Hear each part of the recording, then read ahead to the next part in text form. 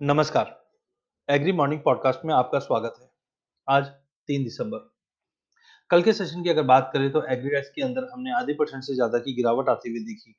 Overall हमने देखा agri market में जिस ढंग से सोइंग के आंकड़े आ रहे हैं, ये कहीं न कहीं पूरे ही मार्केट पे दबाव लाता हुआ दिखाई दे रहा है।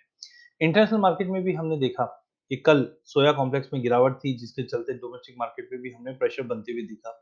आज इंटरनेशनल मार्केट में चाहे कॉटन हो, चाहे सोयाबीन, मील, ऑयल सभी में हमने तेजी आते हुए दिखे हैं जो कहीं न कहीं डोमेस्टिक मार्केट पे भी एक सपोर्ट देता हुआ दिखाई देगा।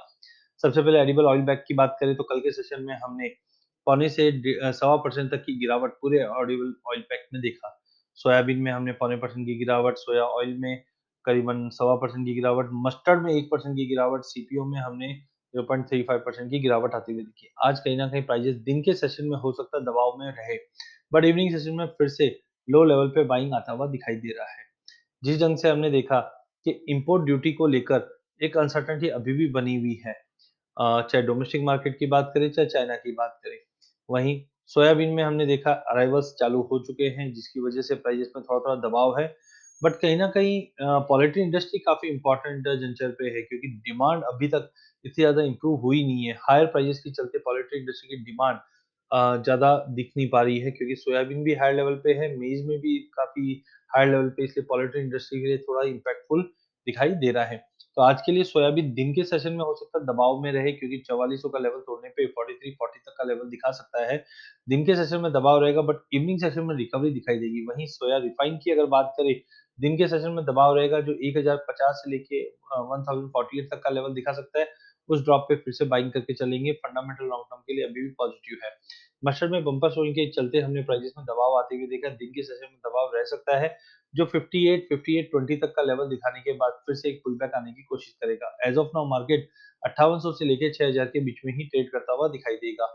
कैस्टर में आज तेजी का रुख रहेगा। कल की लो लेवल से रिकवरी होने की वजह से मार्केट में तेजी का रुख बना हुआ है, जो अपसाइड में हमें लगता है करीबन 4680 तक का लेवल दिखा सकता है। मसालों में मिला-जुला ट्रेड रहेगा। जीरे में थोड़ा बहुत सपोर्ट ज़रूर दिखाई देगा बट उस जंप पे हमें बेच के ही काम करना है। 13,900 के नीचे काउंटर वीक है जो 13,200-300 तक का लेवल दिखा देगा। सोइंग चने की जीरे की और धनिये की काफ़ी बम्पर है जिसकी वजह से प्राइसेज़ में दबाव बनता हुआ दिखाई दे रहा है। हल्दी 5400 से 5600 के बीच में ट्रेड करेगी। चने में दिन के सेशन में दबाव रहेगा जो 47-47.50 तक का लेवल दिखाने के बाद रिकवरी करता हुआ दिखाई देगा। कल एकाएक कॉटन सीड ऑयल केक में भी हमने पुल बैक आते हुए देखा है। आज भी पुल बैक रह सकता है जो 2100 तक का सपोर्ट देखने मिल सकता है बट बिकवाली से बचे। वहीं गवार सीड गवार गम में अभी भी प्रेशर बना हुआ है। 3850 के नीचे क्लोज होने पे 3720 तक का टारगेट हम गवार सीड में और 5620 तक का लेवल गवार गम में देख पाएँगे। सीपीयू के प्राइसेस में 870 का लेवल तोड़ने पे 865 तक का लेवल दिखा सकता है बट वो ड्रॉप पे हमें लेके काम करना है। कॉटन 20,000 के नीचे थोड़ा दबाव में रहेगा जो 19,650 तक का लेवल दिखा सकता है। चार्टिकली कैस्टर में हमने इनिशियली गिरावट ज़रूर देखी है बट अब रिकवरी करता हुआ दिखाई दे रहा है। इचिबी को क्लाउड तक जाने की कोशिश करेगा जो करीबन 4680 तक का लेवल होता है। 4700 के ऊपर ही हम नई तेज़ी देखेंगे, नहीं तो एक बाउंस है। वहीं मस्टर्ड में अभी भी दबाव दिख रहा ज़रूर है बट 200 डे मूविंग एवरेज का सपोर्ट मिलता हुआ दिखाई देगा जो करीबन 5800 के करीब का लेवल है। 5800 का लेवल दिखाने के बाद मार्केट में एक बाउंस आ सकता है जो 6000 के करीब रहने की उम्मीद है। अधिक जानकारी के लिए आप हमारा यूट्यूब चैनल सब्सक्राइब कर सकते हैं। इस चैनल में हम आप तक इक्विटी, कमोडिटी, करेंसी के अपडेट लाते रहेंगे।